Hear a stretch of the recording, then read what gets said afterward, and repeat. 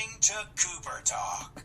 Welcome to Cooper Talk. I'm your host, Steve Cooper, and remember, I'm only as hip as my guest. And I got to tell you something. I interviewed this gentleman almost 9 years ago when I was living in Burbank, and I used to record at this studio on Olive Avenue, and it's this nice building. It was always a pain in the butt to park at.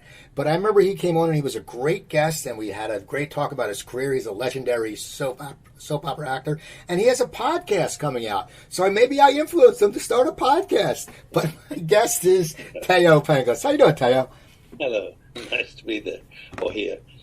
I got to hear about the podcast. It's called Lost Treasures. The Lost Treasures. Tell me about it, because you're a world traveler. I'm sure it's fascinating. Well, I thought to myself, because I'd gone through 9 books of Schliemann, who discovered Troy and Mycenae. I had gone to Troy a number of times. I went through 60,000 documents that he had donated to the Gennadius Library in Athens. So that took me about a couple of weeks to sift through all the newspaper clippings as well as his diaries. But what I loved, because when I was a kid, I wanted the idea of a treasure, or there's nothing more exciting to me than digging into the earth and finding something ancient. Because then you say, well, whose was this? And when was the last time? Because, all the times I'd been to Egypt and I had the opportunity of going into a tomb that had just been opened, and I was the first one to enter after 4,000 years. So when I went into that kind of stimulated, and I was 26, and that kind of stimulated within me the idea of lost treasures. And so when I looked at Schliemann in Troy and what he had uncovered and how long it took and the cost of it all, and the fact that people laughed at him because they thought that the idea of Homer's Iliad and Odyssey were just really myths. So he sort of unraveled to the world. He put the flesh and bones on these characters. So, you have to have an imagination. Part of traveling does that for you. It expands your imagination. That's why sometimes when I've been writing with a writing partner and they say, where does that imagination come from? Well, it's all the journeys I've taken. I think when you start to understand other cultures, you have a better idea of how you fit in. The world I look at things through cooking situations. I look at a cake and I think, well, I'll take a piece and how does that piece influence the rest? Or what do I learn from the whole picture? And so I began to write these stories. And I thought, I should let the public see these stories and hear these stories because I've lived a good life. And the great thing about it is I made those choices myself. That wasn't because somebody said, I'll go and do this and go and do that, like your parents would say or your teachers would say. These were my choices. So out of this came the Lost Treasures. And so I've been the only one, I haven't seen the Trojan treasure because that's in Troy. And that's, in Russia. It was stolen from the Second World War. But, when the treasures of Mycenae, of where Agamemnon, and that was the beginnings of the Trojan War, that's what I started to study. And so I went there a number of times. I've sat there reminiscing, and then I'd come out with the idea of a story. Well, what happened there? I find some old piece in the ground, some chard, and as one archaeologist said, if there's no chards, there's no history here. So I would pick up a chart and imagine who touched this? What was it part of? So through all that, I decided to sit down and see what would come out. So there are 3, and the first one is the discovery of Troy. The second one is the discovery in Mycenae and the Mycenaean gold, which is phenomenal. That I've seen in the Archaeological Museum in Athens. And then the third one is bringing Ulysses home. They've been saying that Ulysses, which was the Odyssey of Homer's, was all just a poet's imagination. So I just met last year. I went to an island called Kefalonia, and I met with a scholar and an explorer called John Crawshaw. And this man showed me the new discoveries of where the true island of Ithaca of Ulysses really resides, and as opposed to the one that they're talking about today. So I did that exploration. So the 3 came out, and then I thought, well, why did I do these stories? What was the significance? So I told the stories about how they tried to kidnap me at the pyramids when in my youth, when Hezbollah threw me against the wall in southern part of Lebanon because they thought I was an Israeli spy. I talked about the great treasure that I found in the tomb of Mer from 2340 BC. So I put stories in that made me say, I've lived well, I should tell these stories, and that's what I've done. Now, do you sit there? Is it just you telling the story when you do the podcast? Is it you producing it, or is it a type of story where when you say you get thrown against the wall, you have someone saying, Thaao? No. Is it just you? It's narrating? How do you tell a story? That's the other thing. I've done one-man shows where I've told stories. So I know by listening to my audience if it's dropping or it's picking up. They're with me. It's like conversations around the dinner table. People who tell stories don't understand that too many pauses drops the conversation and makes it less interesting. So I decided I would tell the story, sort of in parts act it out, and then my agency, who has a production company called 5200, they put the sound effects in from a New York office. And they did wonderful sound effects.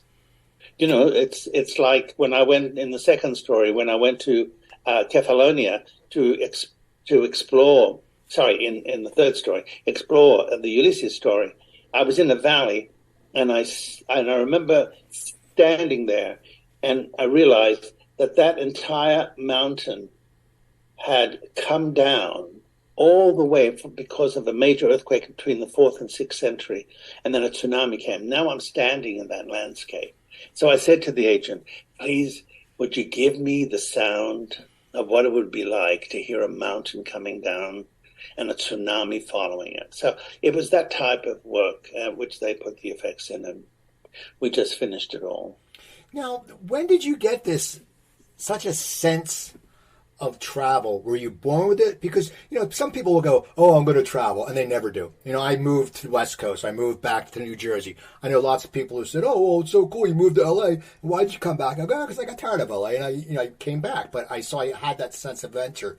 And I've always had that, even since I was a little kid. But when did you get a sense of adventure? Because, you've lived a great life, as you said. But when did you start deciding, was it a young age where you're like, I want to explore? Because you said you did when you were little, but when did you want to start leaving your country?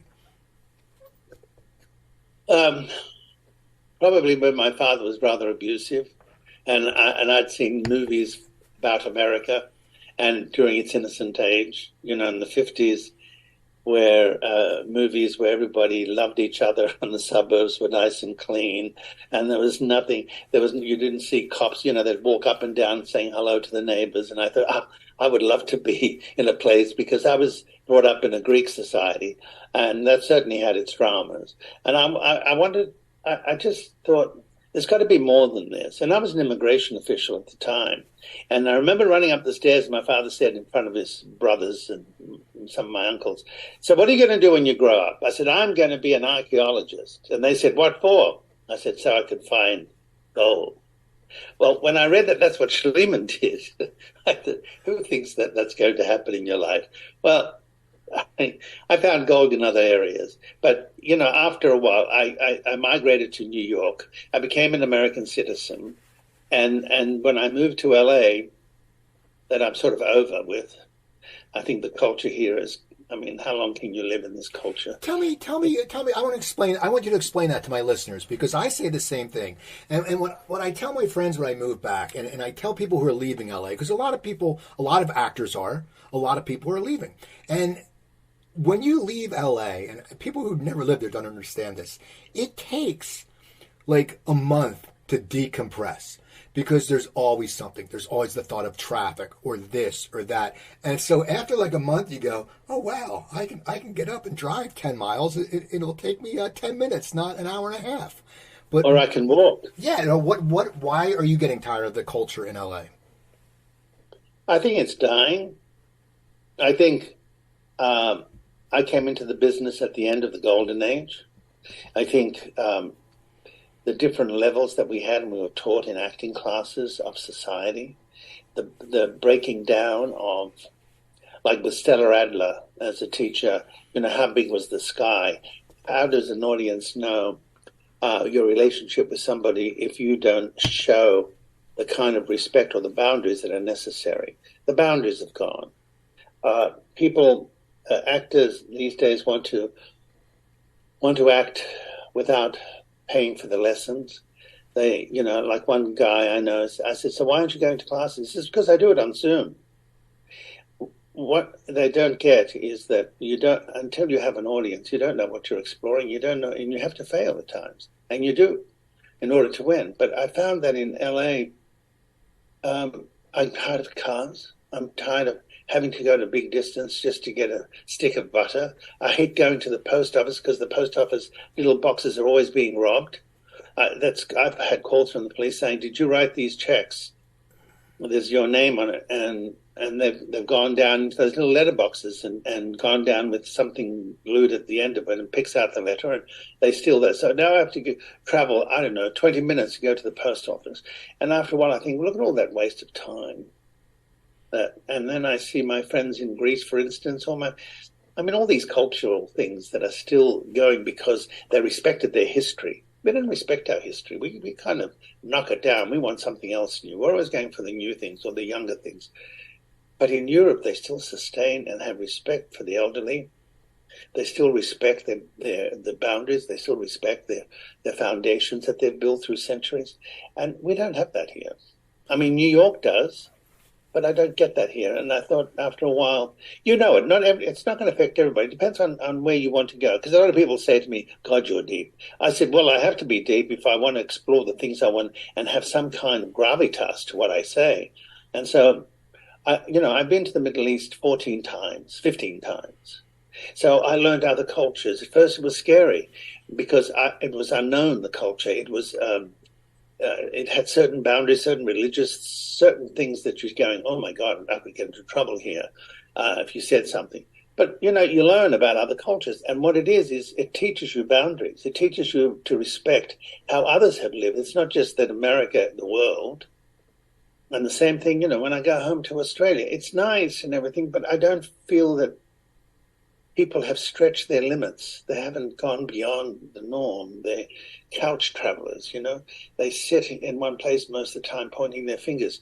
So for me, those of us who want to explore in life need more than just getting into a car in Los Angeles and hopefully think that something interesting will happen so you'll have conversation at dinner.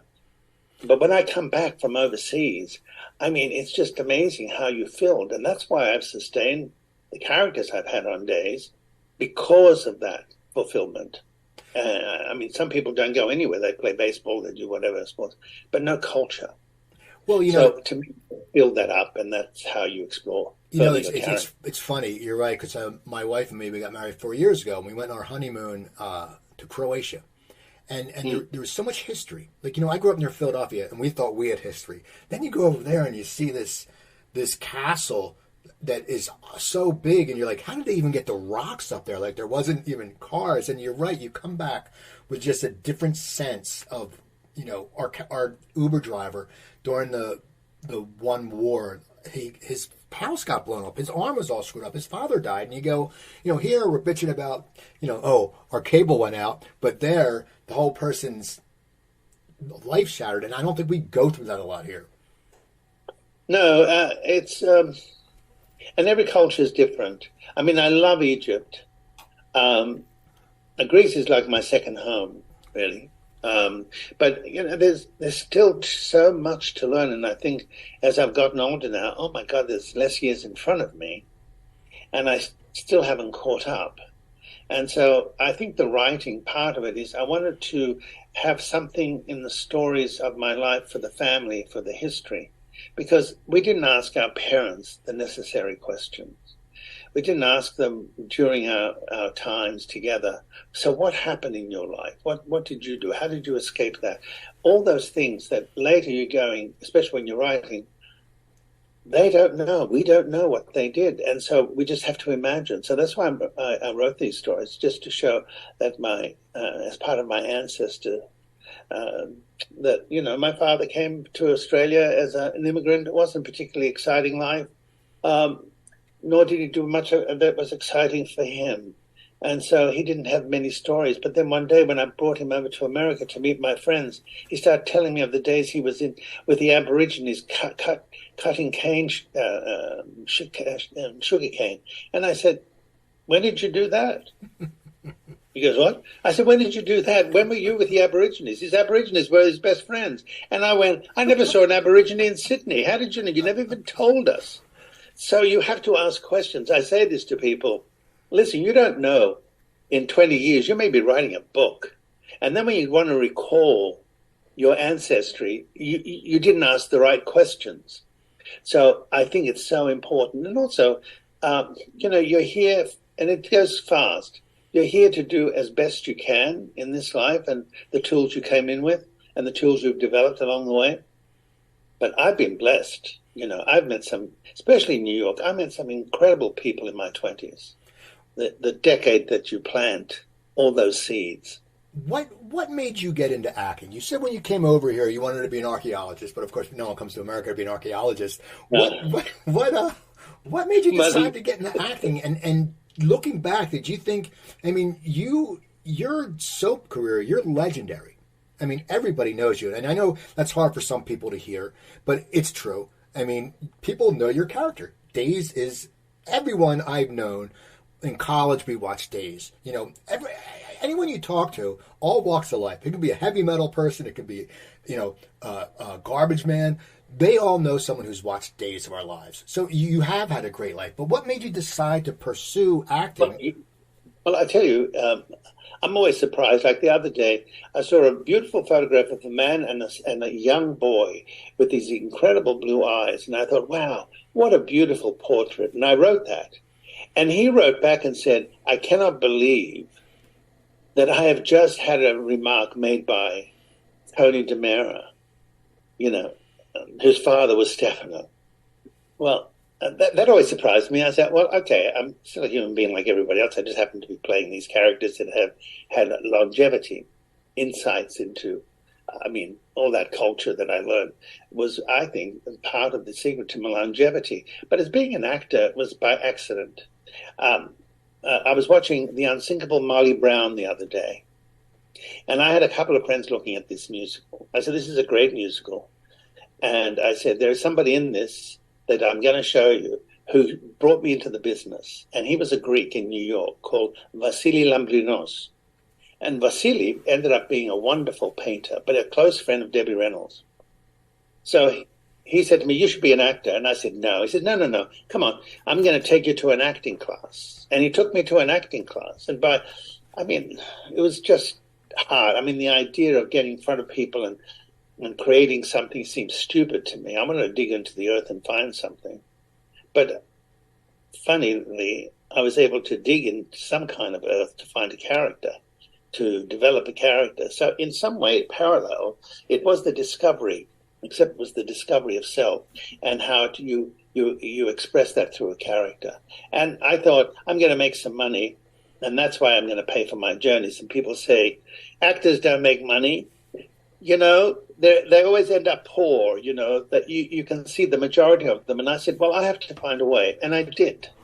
And when this character came, like everything I do, I invest as much of myself as I can to support it.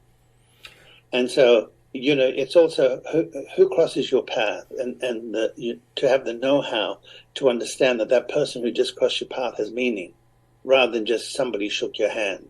Not everybody, but you have to be aware that certain people have crossed your life that made a difference.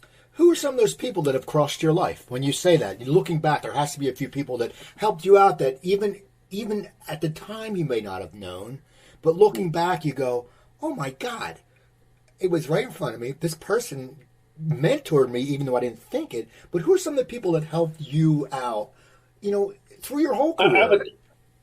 I would say, what built the career to where I had built a foundation in order to step from.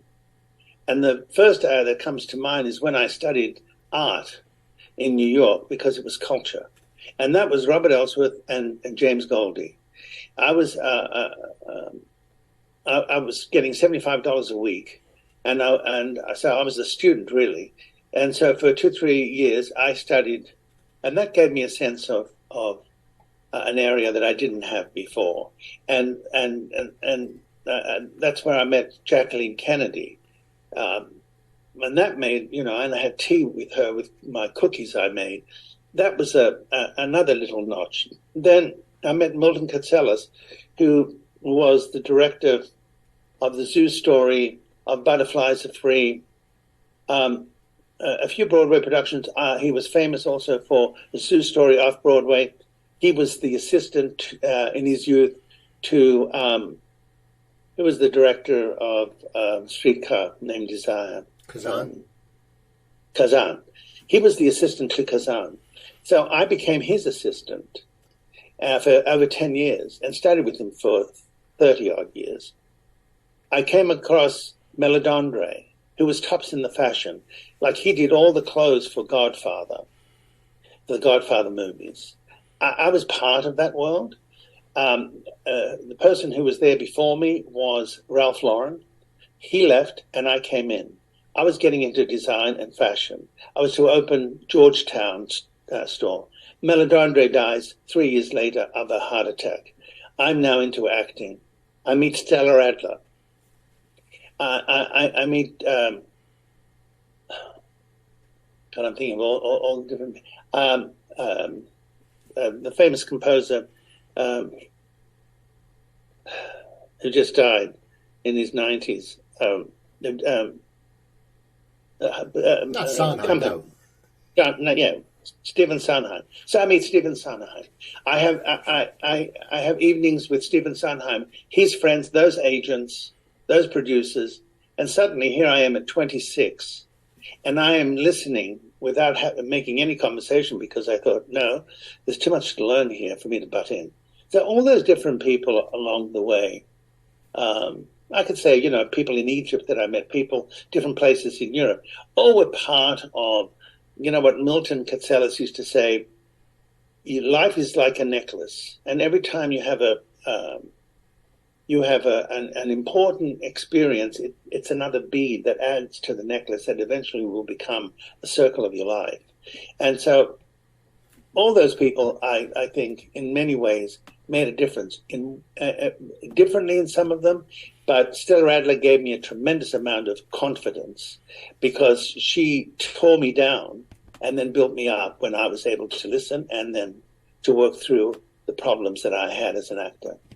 Now, in your young career, what kind of parts were you going out for? Because you look at IMDb and you see Hart to Hart and Nero Wolfe and all these shows, but what was because back then Hollywood was still very white. I know Ken Lerner, who was on the Happy Days as one of the Malachi brothers, said there was no Italians in Hollywood, so they were casting all the Jewish guys from New York because it was a sign where he said it was great for us. But what kind of parts were you getting cast for? Because TV was really just white and black. There was not a lot of ethnicity in it. Wow. Yeah, that's so true. When they saw me, they always saw me as a villain. I don't know what, I think it was just my dark looks and also the fact that I always went in thinking that I had a secret that they didn't know. You know what I mean? I'd sit there and so that secret stayed in my head while I was talking to them. So I never gave things away. So I was the dark one who, like, even with General Hospital, I was the villain there. When I came on to Days, I was the villain there. In the earlier roles, most of them, I was up like heart to heart with Robert Wagner. I remember, I played an Arab. I played a Greek. I played on Kojak, and so I played all ethnic roles. Certainly, I didn't play, your lovely school teacher who comes in and talks to the white children. No, that wasn't the situation. And theater, although I did in New York when I did Jockeys with Milton Katselas, I played Balanchine, as a dancer, and the Joffrey, head of the Joffrey was our choreographer, and Jules Stein and Joseph Kipnis were the producers. And it was from there that suddenly I got slow dancing in the big city because of that role. That John Avildsen, who'd won the Oscar for Rocky, was directing. So I wasn't playing ethnic there, really, in that movie. So that started a difference. And also, we started looking at life in a bigger way. It wasn't just, even though today so many white people feel threatened, I think, about ethnics, or that the roles are changing in this country and they're more in the minority. It's kind of reversing now. You know, you can see that all different ethnicities are being expressed on our communications. Now, how did Days come about? What was, once again, it's so funny because it's Days. How did that come about? Was that something, were you looking to get into a soap opera? Did you just, as an actor, you said, I want to act, I want to make money? How did Days come about? Well, I was doing a piece of theater at the Geffen, and I was playing a 14th century monk, and it was during the time of the Inquisition. The Amundsen producers and of Man for All Seasons came to the play because it was a period piece. They came, and I get a letter backstage saying that they would like to meet with me. And it was going to be for Man for All Seasons with Charlton Heston. So it was a part of Richard Rich. And that part was an English teacher. And I thought, wow, that would be wonderful. It would break the mold, you know what I mean, for me. So when I went in and I went back, and Jack O'Brien, who's won 3 Tonys, he was the director. So I went back 3 times, and then they wanted me to meet Charlton Heston. So I met with Charlton Heston, and I just have to say, one of the most wonderful human beings I'd ever met. I mean, especially to an actor. He was a real gentleman, very respectful. And then there was an actor from New York who'd won a Tony, and he wanted to play the part. So then they said, well, we're going to offer you the part of the understudy. And I said no. And they said, if you don't do this, you'll never work at the Amundsen. And suddenly Altered States came on. So I did Altered States with Ken Russell and Bill Hurt. And that was the beginning. I had met with a lot of people. It was all going well. I had other offers. I did the Bell Jar. And then suddenly the strike came. There was no work for actors. The only work available was daytime. So I get called in because someone had seen Altered States. And I was called in as one of the Cassadines. And that's how it all started. And I lasted 3 months. Gloria Monty, who was head of General Hospital producing, she saved me from all the other 30 actors who were the guests for the summer and told me I was coming back. Except Pat Falcon Smith, who was writing for General Hospital, went to Days of Our Lives and recommended that they steal me over. And they called it the one that got away. And she took me over to Days of Our Lives. How was that? How was that adjusting? Because as you said, you know, theater is one thing. You know, you have a play, you're in front of people, you're getting the automatic gratification. Daytime, you have to learn a lot. It's not like you sit there and you, in a play, you can do table reads and you can do this and you can rehearse. What was it easy for you to start doing the heavy, because it's a heavy, people don't understand, being a daytime actor, it's a heavy workload because you have to learn lines every night. I was a disaster. I was.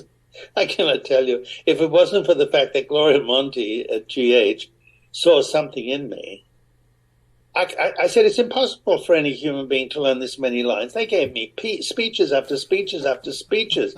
My brain said, no way. It was not, it was really, I went up so many times that she shot every paragraph separately because I didn't think I could ever do it.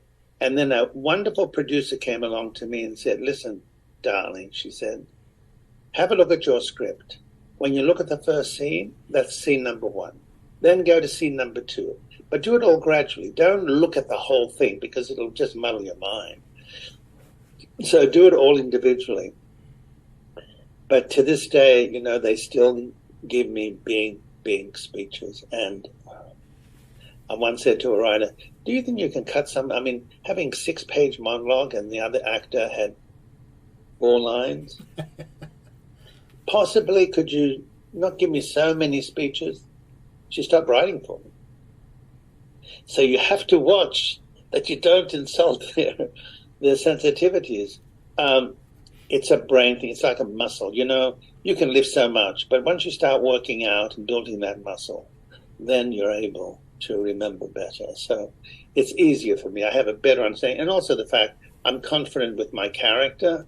I've made him as diverse as possible. And I've also, the clothing that I learned about design in my 20s is what gave me the ability to know my clothing for what I'm doing in days. And that was one of the things for me, that once I put the costume on, the walk changed. What was it like when you were on Mission Impossible? Because you were on when they remade Mission Impossible. That must have been something different too, because it's a nighttime show, and it's a series, and you're playing. It's a known franchise. I mean, look, now Tom Cruise's movies he's been doing them forever. But did that come easily? I mean, and what was your experience working on that kind of set? Well, that was 6 days a week. During the strike, so they had to shoot in Australia. Even when I went in, everybody else was cast except my character. I had to go and test twice because they thought I looked too good looking, they thought, for the character. They wanted more character in the face. So I remember I went into a Jewish in Fairfax store that sold secondhand clothing, and I found a cap like you're wearing, and I put powder in my hair to take the sheen off. I didn't shave. The suit was too big for me. The shoes were too big. So I took all that, and I walked in, and they didn't recognize me when I did the last test. And I had to do 2 monologues. And it was Andy LaPaglia who was my final competition. And then, something happens. When you come at the brink, it's either you jump or you step back, and you'll never find out what it was like to take that jump. Well, I took the jump. I started screaming because the character was in prison, ready to go to death because he was being put to death. The tears that ran down my face. I mean, I used their rejection from the days before and used it in the monologue and started screaming at them through the character. They took it. They couldn't believe it. It was so emotional that they stood up applauding, screaming. And that's how I got Mission. And I was able to go home to my family and say, I'm going to come home for a while and we're going to do Mission Impossible. So we started in Queensland, went to Melbourne, and in Sydney as well. But, you're learning 4 or 5 pages. That's it. On days, I had 40 pages sometimes. 2 characters I was playing. So it was easy to learn. The thing is, how do you play it? Because it's all piecemeal. You may shoot the end first and shoot, it's that way of making movies. So it's a different adjustment. But still, the whole process is enjoying it. How many times have you been on and off days? It's been on, and 2 I've been killed 7 times. How long? 7. So do you ever... Shall we laugh? Shall we have a good laugh? No, I must admit, that must be something that on most TV shows, if you get killed, you're done. But for you, yeah. I mean, okay, the first time you got killed, did you think, I'm done with days?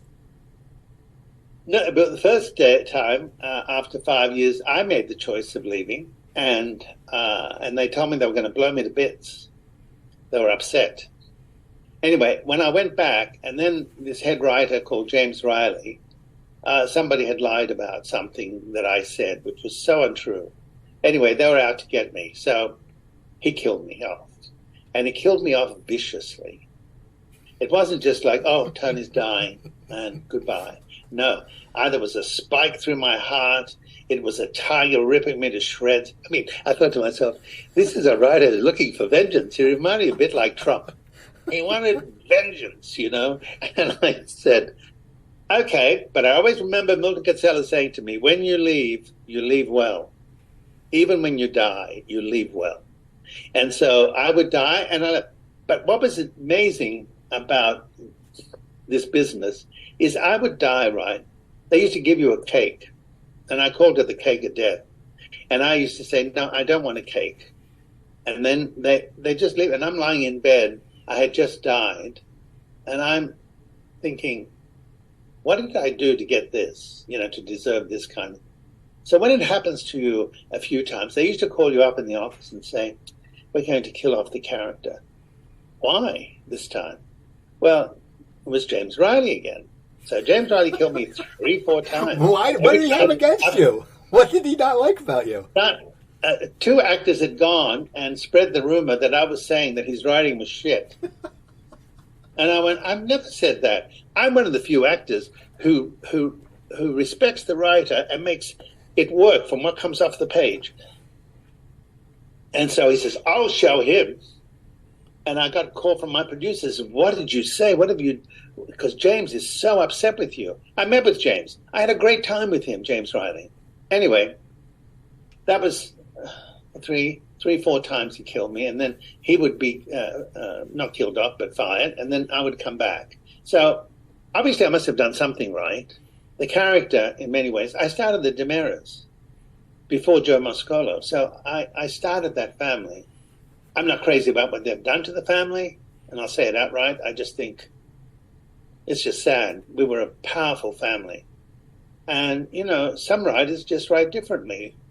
One head writer said, you're so complicated. I thought, oh, my God, usually a writer likes when an actor is complicated. So I thought, would you like me to break it down for you? So I paid for that complication. I've never met a writer before who ever said that, who didn't like writing for my characters. Because in many ways, I made the characters exciting. I dressed them well. I had this passion. I took it more than just off the page, a woman throws champagne in my face. No, I don't throw liquor back in a woman's face. And they said, well, what are you going to do instead? Because they wanted me to be a nasty guy. I said, I'm going to grab and kiss her. And then she'll slap me. So, that I enjoy, that kind of thinking and all that. But sometimes they like to think that you're going to do exactly as they say. And, being an actor who has studied a lot, I like to be as diverse as possible. And I think that's the reason why there's been so much longevity, especially for a foreign actor. Now, do you like being a villain? Yes. Okay, so how do people react? Because I used to hear stories like, when James Garner used to play a tough guy, whenever he would go to a bar, people would want to fight him because they thought he was really tough. And he's like, no, I'm just, and Timothy Busfield from 30-something told me Elliot was such a jerk on the show that he was in a grocery store like a Wegmans or something in Studio City, and a woman came up and smacked him in the face and said, you're treating your wife awful. And he tried to explain it was a character. But with your villain, you were like a sexy villain though. Like you weren't like it wasn't like you were like some thug villain. So how did people react to you when could they differentiate between you being on screen and not? Because some people unfortunately can't. And we even see that nowadays. I think it was because you either have a charm or you don't. You don't work on charm. It's something that comes from your own soul, I think. It's the light that comes from within that shows up on your face. And that I was blessed with. So, I could kill you at the same time I'm smiling. But smiling, not because, I may have a tear that I had to do it, but I was never nasty. Andre was, the other character was, and he died so many times, I couldn't catch up with how many times they killed him. But I never, to me, it was always getting away with things. I hate to bring this up, but look at Trump, and look at the way he gets away with things. He keeps smiling, and he keeps. Why do they keep enticing? Why do they like him? Because people like a good villain. Because within them, they're getting away with something too, which they don't. So the trick to being a good villain is enjoying it. Why do we like Dracula? Why was Dracula so? Because he was charming, he was handsome, he was, when he did something, it was done with style, panache, So, yeah, I enjoy being a villain. I think it's, if you don't have a good villain, you don't have a hero. Now, something that happened since the last time you were on my show, you came out with a cookbook, Seducing Celebrities One Meal at a Time. And I love to cook. Is that something? How did you start cooking? Because when I got your press release, it said you throw these magnificent dinner parties, and I'm like, oh, that's cool. I mean, so tell me about that, because that fascinates me. Because I could just see Thaao the suave, with his smoking jacket and dressed all nice, and it's tailored, and he has hors d'oeuvres going around that are just not the normal pigs in a blanket, nothing like that, like this real high end stuff. But when did you start doing these parties, and what made you decide to write a cookbook? My mother was not really that good a cook. I suppose when I worked at the UN for a year in my youth, I was invited to dinners from different diplomatic offices. And I remember going to the Italian one, and I remember how well they cooked. And I used to observe how they cooked, or I'd taste something and wonder, I wonder what's in this. Cooking is not an easy thing. It's not something you take for granted, because you realize there are many people who don't know how to cook. They have a real hard time. The thing for me, the secret to it is enjoying it does. So the reason I've stayed healthy most of my life is because I got to understand what food is. And to me, I've experimented with many things. When I go home to Australia, I cook for a lot of people. But for me, it just came because, how are you good at anything? It's through testing yourself and not being afraid to try it, understanding seafood. Fish was always difficult for people to cook. Things like you don't put a cold fish on top of a medium-sized heated grill. Things like that. The skin will come off. Well, how do you cook a whole fish as opposed to just a fillet? How do you cook lamb? And then I found that one of the secrets to everything was having water in the pan above the grill, so that it steamed it into its inside, kept it moist, while the broiler cooked the outside and gave it a crispness.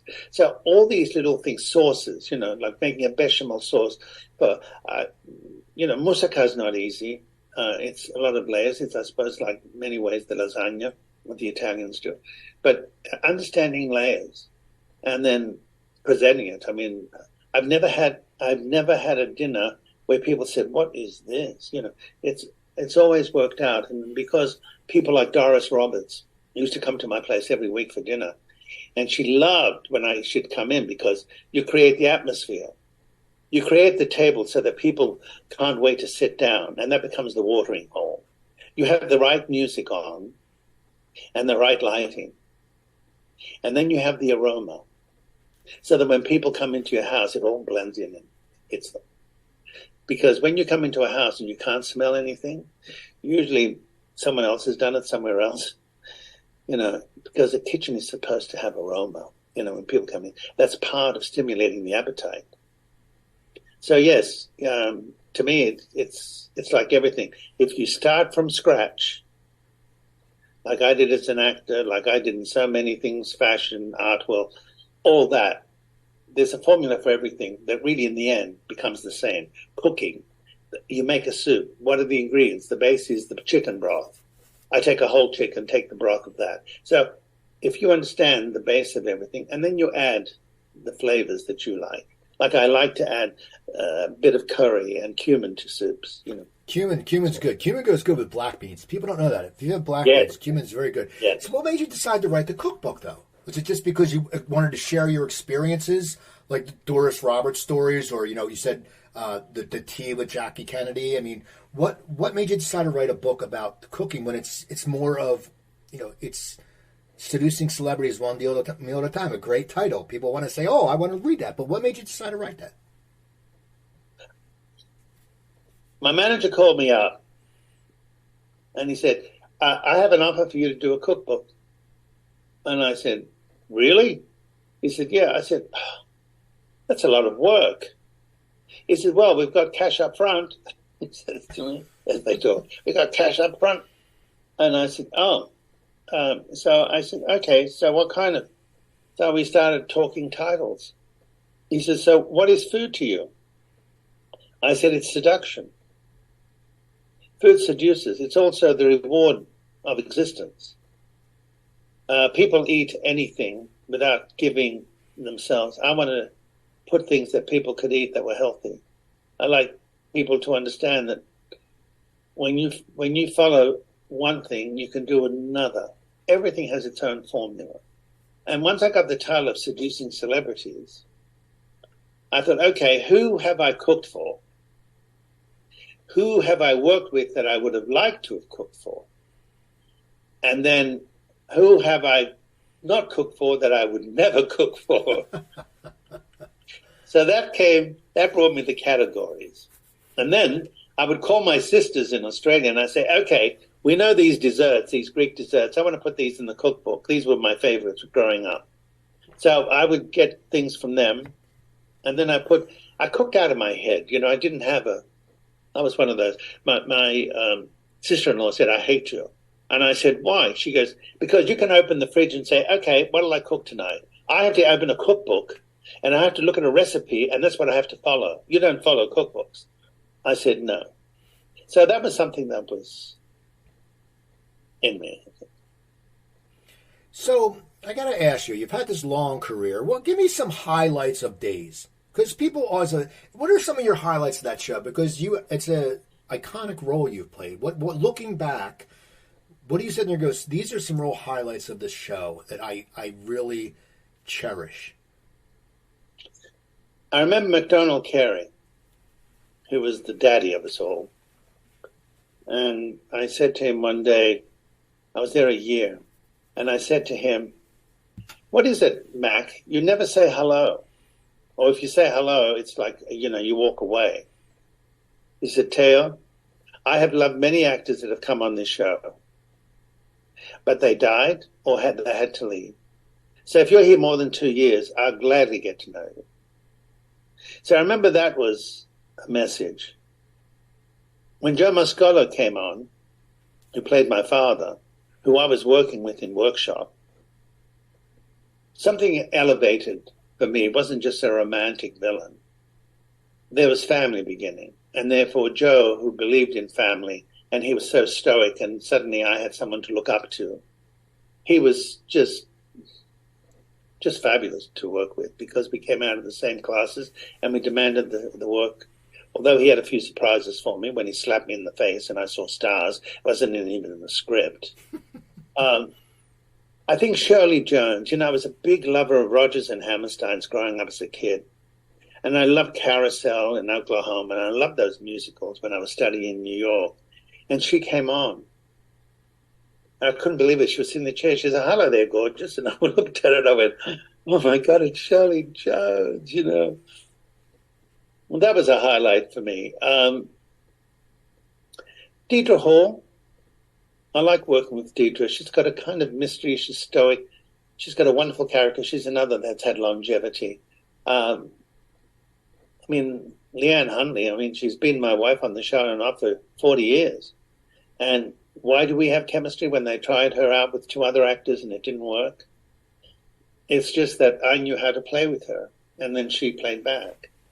So at first she wasn't interested in being my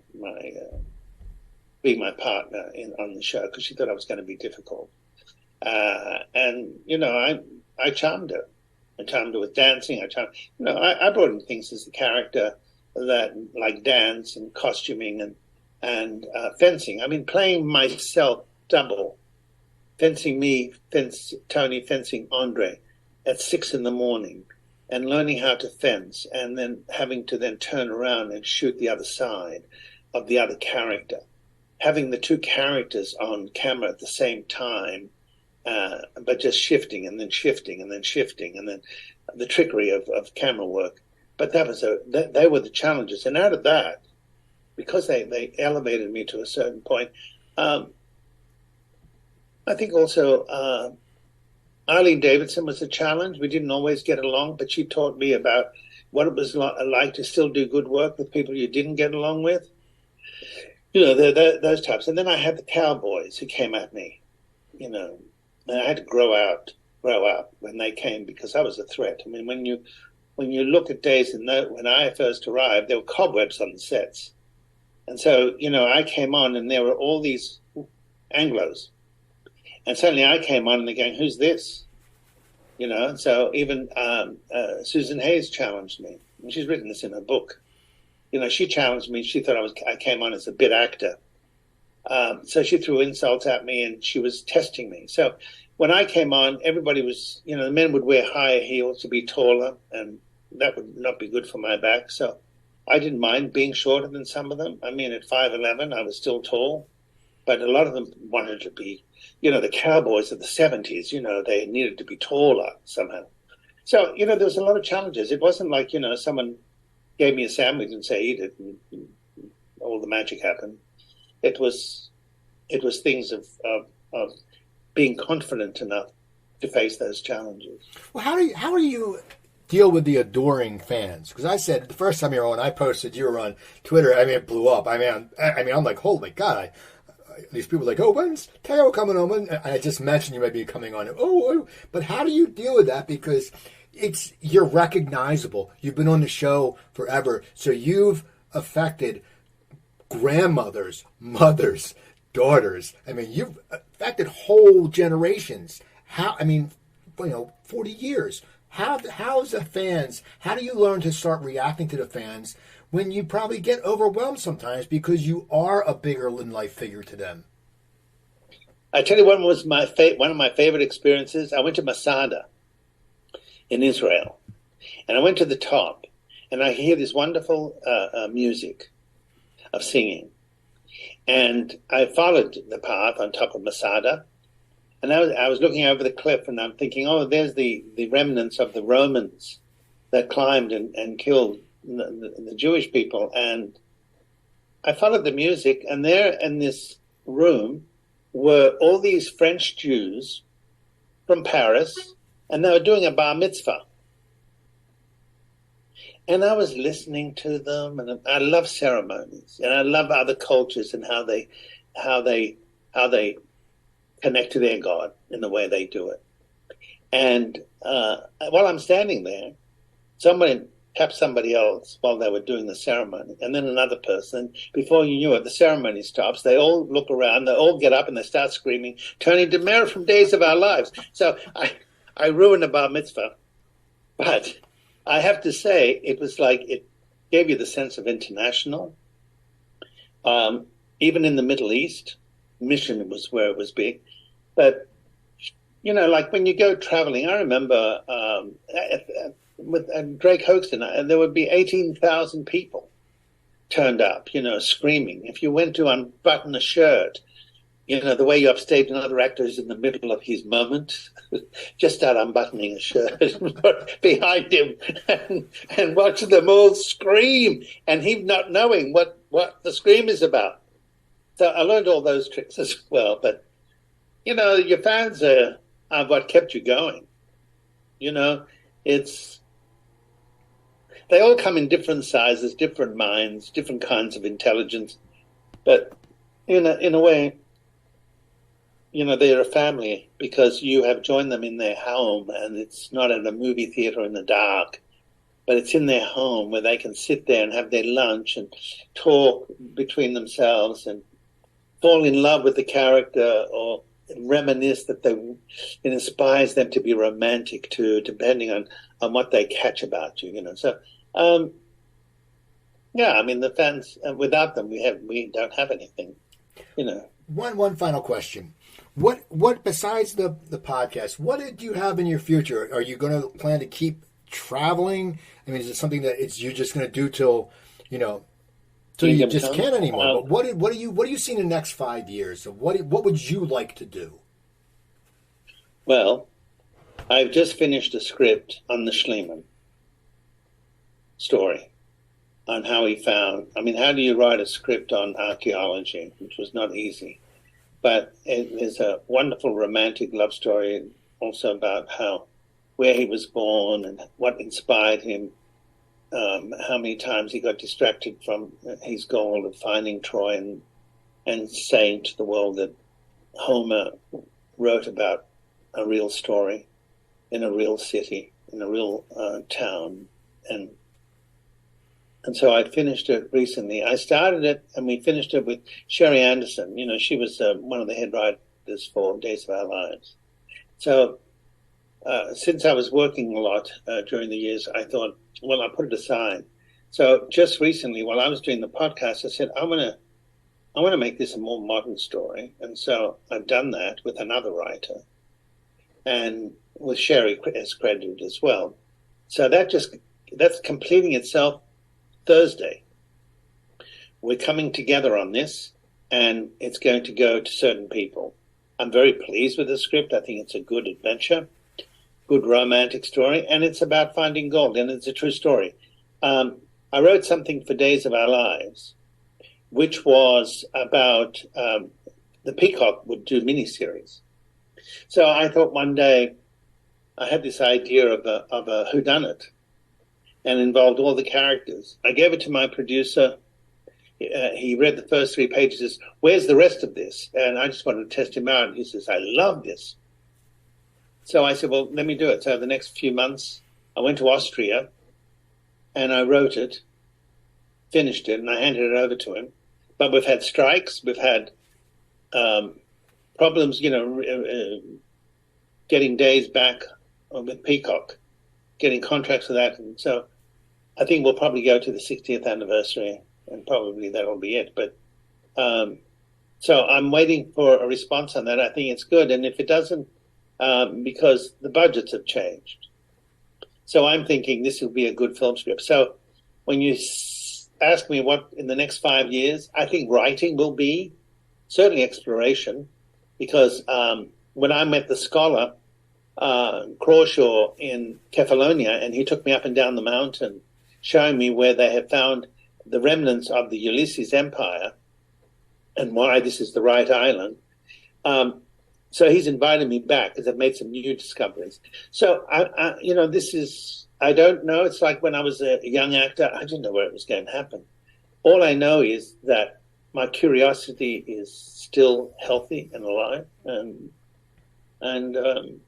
I have purpose, that something beyond Days, when Days is over and that history is over, which fed me, all of us, very well, the audience, the actors, to have been part of an iconic show for 41 years, that's pretty good in Hollywood.